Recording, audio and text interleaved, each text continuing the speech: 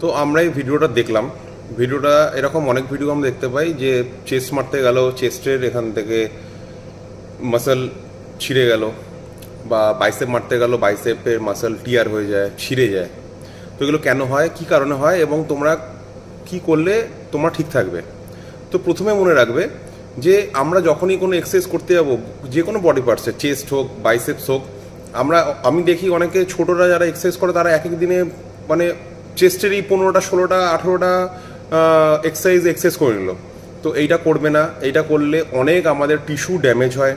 আর যদিও বা by chance আমরা করে ফেলি, তাহলে কিন্তু আমরা প্রপার 2 দিন বা 2.5 দিন বা 3 দিন মতো রেস্ট দেবো, যাতে ওই মাসলটা আবার রিকভারি হয়।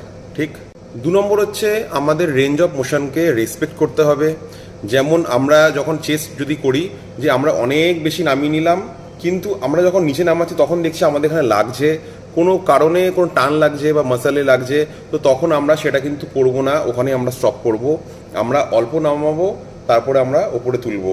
আমরা কোনোদিনই অনেক বেশি হাত নামাবো না। আমি অনেককে দেখি ওয়াইড গ্রিপ নিতে, আবার অনেককে দেখি ন্যারো গ্রিপ নিতে। বিগিনার্সদের কথা বলছি আমি। তো বিগিনার্সরা প্রথমে যখন তোমরা জিমে যাবে, তখন কোনোদিনও ওয়াইড গ্রিপ বা ন্যারো গ্রিপে করতে যাবে না। যদি বারবেলে করো, বারবেলে করতে গেলে অনেককে দেখি, আমাকে দেখে নাও ভিডিওতে কীরকম কি আসছে। তো যখন আমরা শোবো তখন হাত যেন আমাদের এইরকমই পজিশনে থাকে, ঠিক আছে? আমাদের হাত যেন এই বাইরে যেন না যায়, এখানে গিয়ে আমরা কিন্তু ধরবো না। আমরা হাত যখন শোবো তখন এইরকম হবে, তখনই আমরা বারবেলটাকে ধরে নেবো।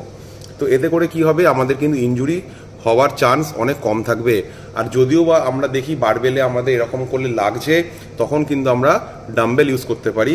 ডাম্বেলে আমরা ন্যারো গ্রিপে ডাম্বেলও আমরা মারতে পারি। আমাদের ডাম্বেলে মারি বা বারবেলে মারি, আমাদের কিন্তু মাসেলের কাজ একই হবে।